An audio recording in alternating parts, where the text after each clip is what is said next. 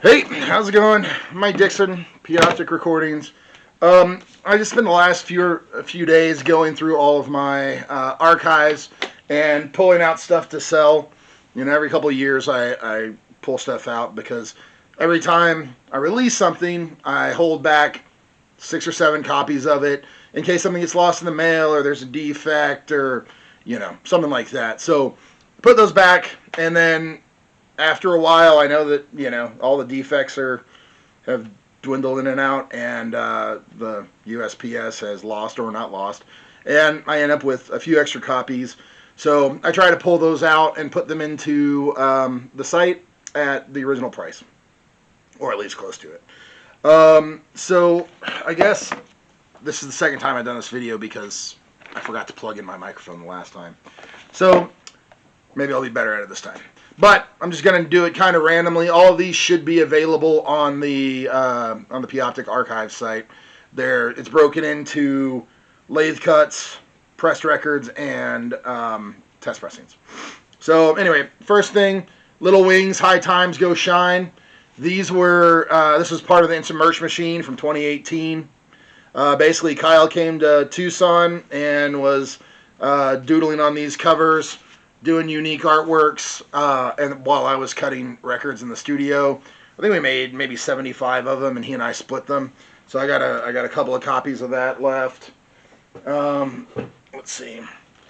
The Picnic Plate records. I already kind of covered them in the archives thing, but these are records made out of playable records made out of picnic plates from Safeway.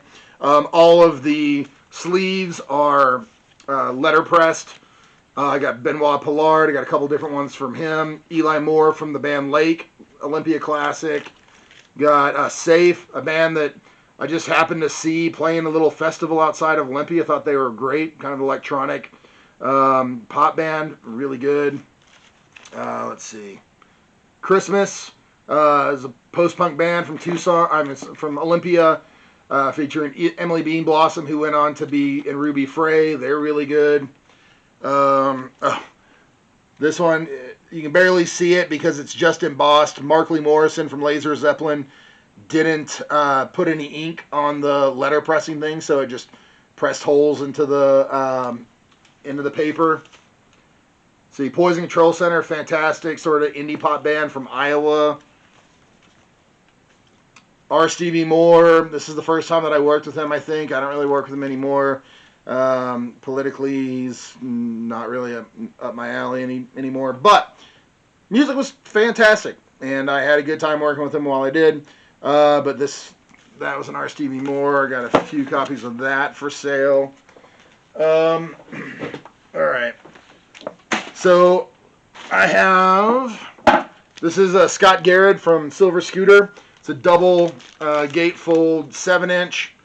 And Silver Scooter is one of my favorite bands from Texas back in the day. And there's a great sort of like New Order meets indie emo, like, heartfelt songs, really killer bass hooks, great rhythm section, sort of mopey, but really great. And Scott's still making music, but these are demos from the first couple of Silver Scooter records. I pulled out some of the Doug Marsh Schurler records because they sold out really fast. So there's a couple of those in the archives now. This is like a promo postcard that I made for Space Face. It's called Have You Heard the Universe Whisper? Flexi postcard, shaped disc with a postcard. I think I just traded them these for some copies of Anna Moya, their last record, which is fantastic, highly recommended. Space Face is great. Anyway, I've got one copy of that. Another postcard. These are funny because during COVID,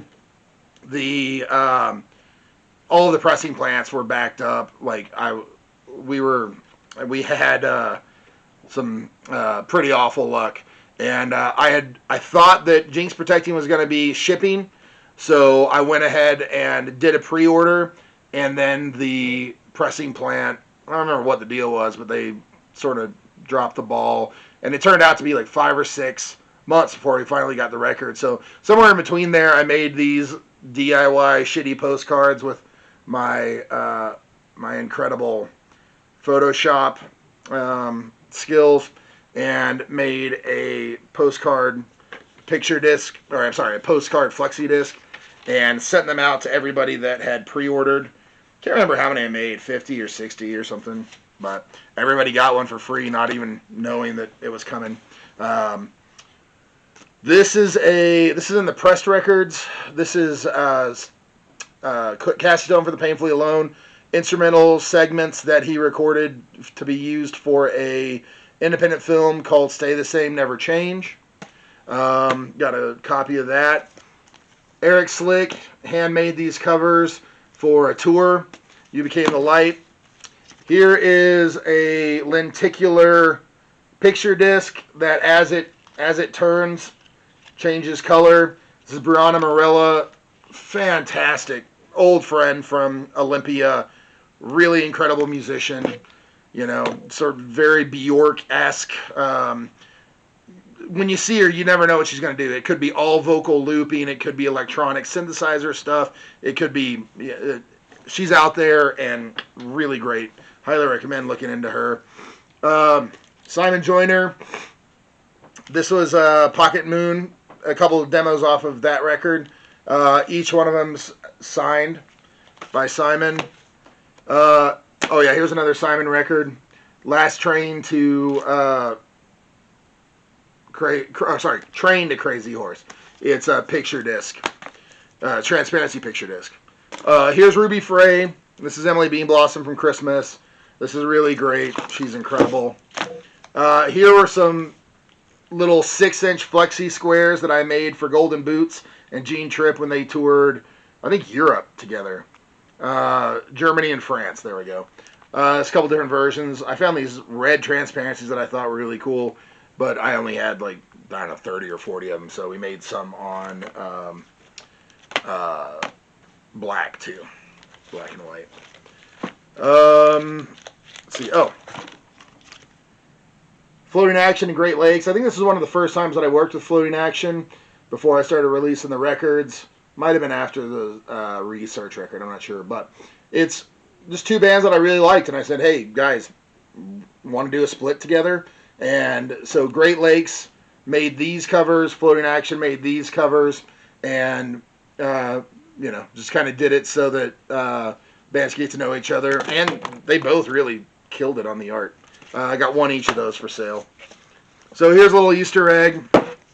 Here are the records that I did for Modest Mouse. These sold out in no time and immediately were on Discogs for $400, which is annoying, but also is part of the impetus to start the Patreon, because I would rather these get into people like your hands than just some asshole that's gonna flip it. Anyway, this is on the on the listing is Oates 7-inch, so it doesn't say Modest Mouse on it. It's just Oates 7-inch. So if you manage to watch 10 minutes into this video, you can have a chance to get that if you want. Here is so Michael Now, man, I fucking love Michael Now. Such a fantastic songer, and I got more news coming on his side. I don't know, within the month probably, but I in 2017 I got to go over to Europe with him for 3 or 4 weeks. It was fantastic. We went all over Europe, the UK, and I took a little machine.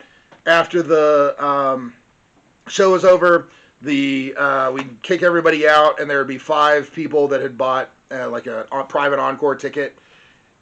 Mike would come back out. They would request whatever they wanted to hear. He'd play it for them straight to a disc, and then they would take that home with them.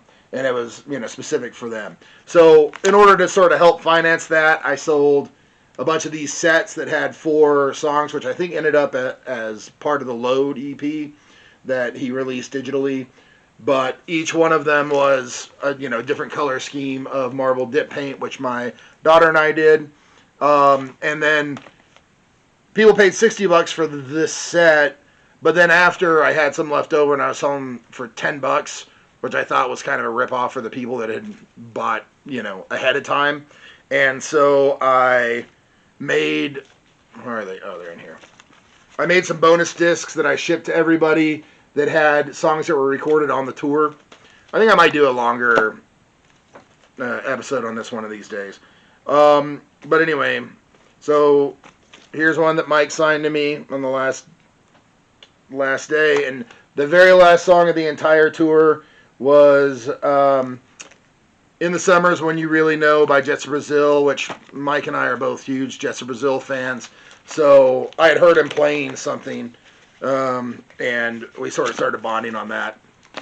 And so as the cap of the tour, he recorded that for me in Schondorf, Germany. Okay, here's the band Bent Shapes. These are transparency picture discs. This is just a band that I saw at Club Congress. They were opening for some band I went to see, and I was like, damn, this band crushes. So I was like, hey, let's do a record. They said, okay. Eric Halden. This dude, my crazy roommate, Anthony Jr. in Olympia, which I'll probably have to do a thing about him at some point, even though I've had to block him from everything and almost get a restraining order, but that's a whole different story. Anyway, Anthony loved twee pop, and this guy's right up that alley. Very Belle and Sebastian sort of European twee. Check out the song If I Ever Get Married on YouTube. The video for it's fucking great. Dude's fantastic. I haven't talked to him since we did this record, but I don't know. I wish I could see what he's up to. Keith John Adams. This is another dude that I met when he came through Olympia with Casper and the Cookies, and they played at my house. Super nice dude. Was a BBC correspondent. Really fucking funny. Highly recommended. I try to see him whenever I'm in London. I didn't get to see him last time, but next time. Tunde Adembe from TV on the Radio, who's now in movies and TV shows. He was in Twisters. He has a role in the new Star Wars TV show. Start to see him everywhere. Anyway, we silk screened in his backyard, and he hand drew on all of the covers. He's also a great artist, by the way. Golden Ghost. This was a woman that was dating Viking Moses at the time, so he turned me on to her. Music's really great, very unique, very weird. It's a silk screened flexi disc inside of a silk screen sleeve here. Oh yeah, Arrington D. Dionycio. This saxophone kills fascists. This is another instant merch machine. He basically came down to the studio and recorded with Golden Boots and a bunch of other Tucson musician guys. Did all these free jams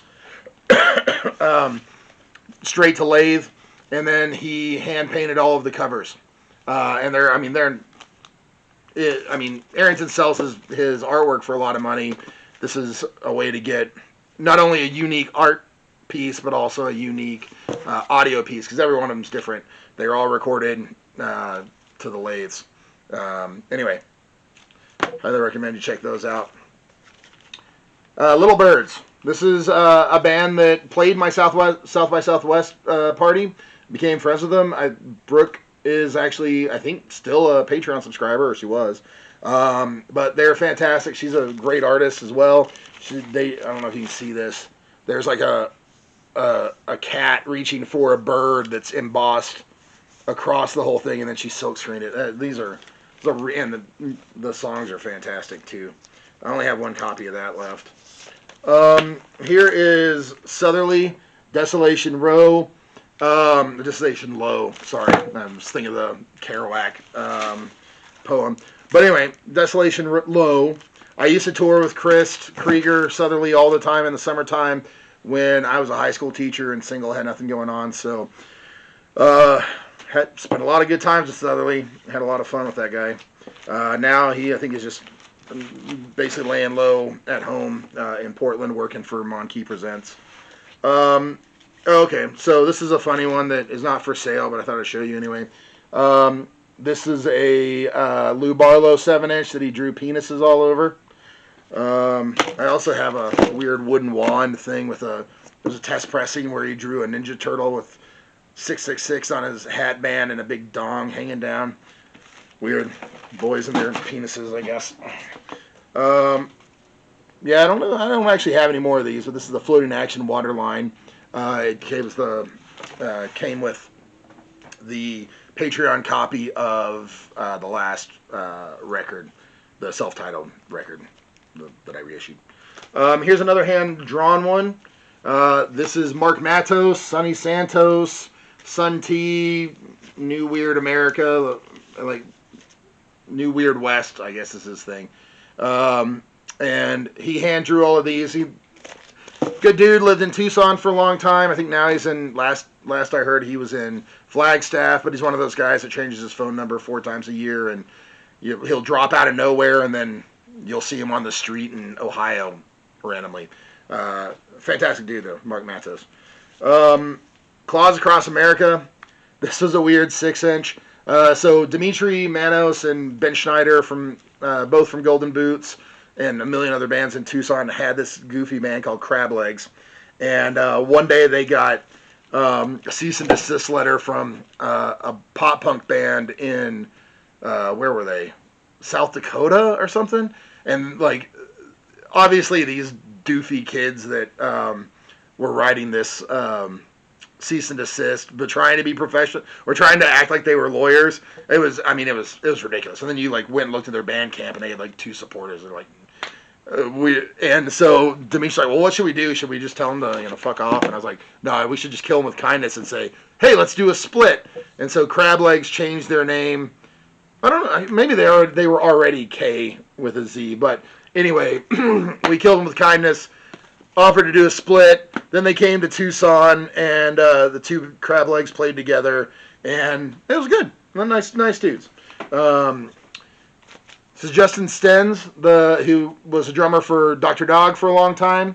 When he quit, Dimitri filled in, then transferred to auxiliary stuff when Slick joined the band. But this was a Justin Stenz solo joint. It's really good. He's a great, fantastic multi-instrumentalist, singer-songwriter. I'm not sure what he's doing now. I haven't heard much from him in years. Another handmade one. Here's a Globe Lamp. Lizzie Faye, she was in Foxygen for a while. There's a lot of drama there. She was also in Meowden, which was a band that my buddy was in Olympia. And, yeah, she's a great songwriter. Some of the covers are better than others. These are my 2 favorites. These are probably the ones that'll be shipped out first if you buy them. So that's Globe Lamp. Here are some Hickey Fest. Hickey Fest was a festival that Sugar Candy Mountain put on, and they're silk screened and then dip painted. The square ones were pre-recorded tracks that we cut ahead of time for the bands to sell at the festival, and then the round ones are, let's see if I can find some of those, are songs that were recorded at Hickey Fest. There you go. And sold afterwards.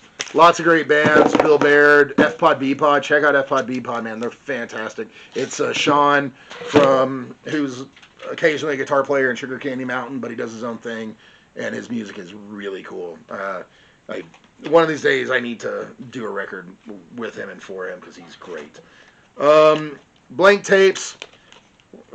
Scene Double EP. I think it might be called Double Vision. I am so dyslexic with song titles and stuff. But this is where the Eulerian circles originally started. I don't know if you can see that. The center hole was too big to be used, so I drilled a hole to the side just so that I could use up the discs. And when I saw what it looked like, I was like, oh, if I drill a hole on the other side, it'll do this weird thing. And so that was where I started Eulerian Circles. So Blank Tapes, Scene Double, or maybe it's Double Vision. I'm not sure what it's listed at in the archives. Let's see. Oh yeah. Willis Earl Beale. He's also goes by the name Nobody. He's an actor. He's a musician. He's just kind of a weird dude. But he lived in Tucson for a hot minute, where he used to like busk under the 4th Avenue tunnel in a Zorro mask, and real eccentric dude, but really good. All right, what else have I got here? Oh, another Easter egg for you if you watch 20 minutes of this thing. This is a Jeff Tweedy record that I recorded, or we made them for this Audible party that we did. I only have like 3 or 4 copies, so I put one up for sale. It's just called Please Tell My Brothers, or Don't Tell My Brothers. One of those. I might have messed it up. But anyway, it doesn't say Jeff Tweedy anywhere, so that's what this is. Okay. Already did that. I got one copy of this Records Digest.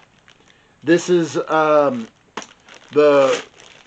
hand bound these things. I hand cut all of this cardboard. I was really doing shit the hard way. If you go to my YouTube channel, there's a whole like thing about the making of it that I made. It's like about the only content I've ever really created, just because this thing was such a pain in the ass.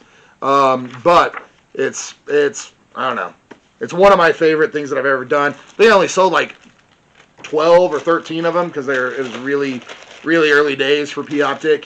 The Peter King made these records actually, but I lost a box of like 40 of them in